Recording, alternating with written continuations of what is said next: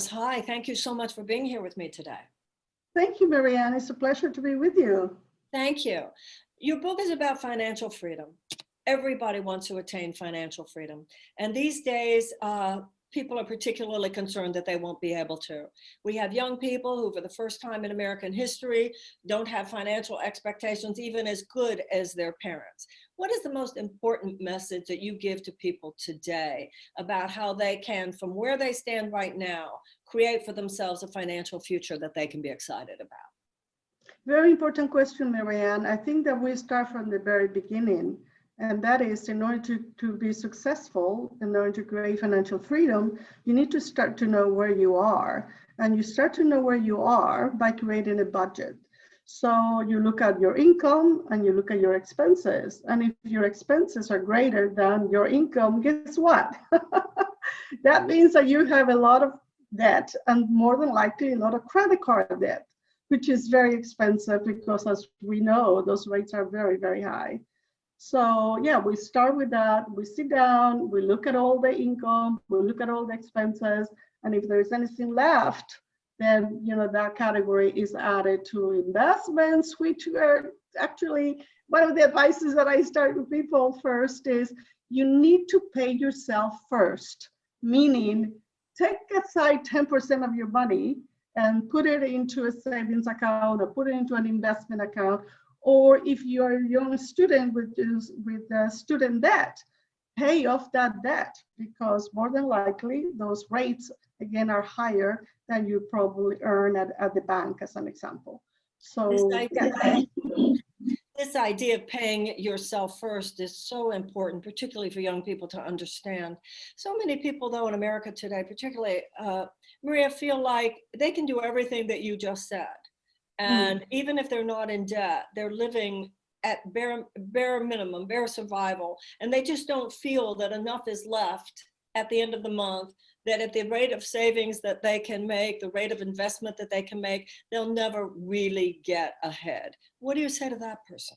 Yeah, so an individual like that, you really have to, try to figure out ways that you could earn more money or spend less. There's no other solution to it.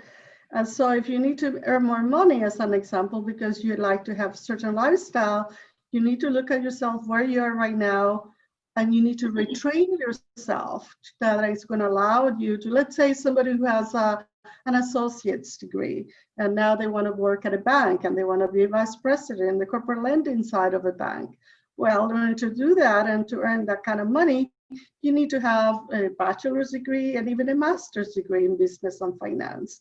So again, you need to evaluate where you are and be able to determine, is that goal enough for me to motivate me to actually, go through school and go through the process and graduate and go without many things so that I could have a future? Is that a goal?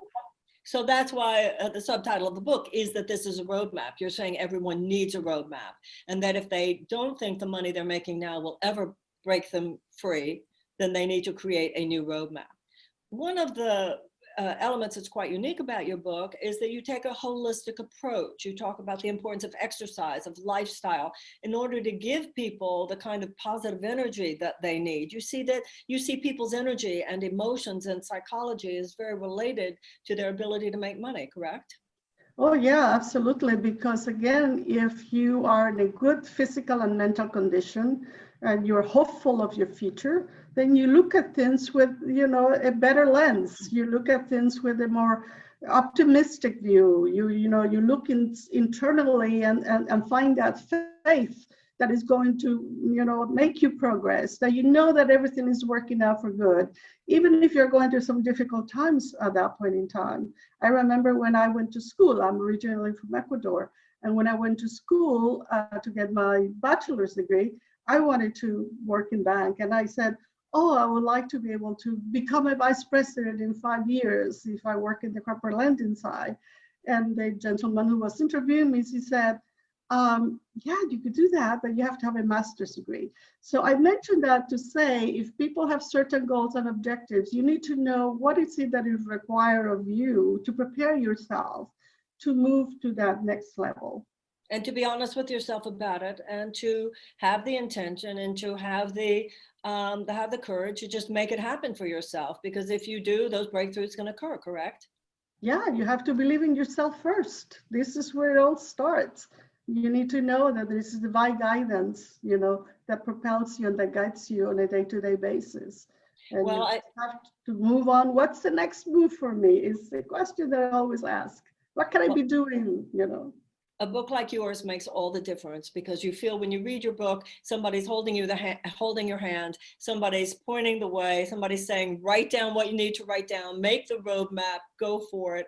And sometimes with financial confusion and despair, we just feel so overwhelmed, we don't know where to go or what to do. And your book is a great guide in actually making the roadmap and helping you stay on it. So thank you so much. The title of the book, Achieve Financial Freedom, a roadmap to financial success. And I hope that everyone who reads your book has that financial success. And having read it myself, I think there's a very good chance that they will. Thank you, Marianne. And I have to, say thank you to Angela and the Author Incubator, because they inspired me to not only write the book, but also do an audiobook. And I even have now a podcast. And the podcast is financiallegacy.life. So I interview successful people, and I go into not only financial planning, but also estate planning, because once you have made your money, you need to be able to keep your money, and you need to be able to distribute it in a way that you are happy with, that is going to give you happiness and peace of mind. So Thank you again for this opportunity to share my book and the podcast with you. Thank you so much. You're giving everybody all the information they could possibly need. I appreciate it. Thank you so much. Namaste.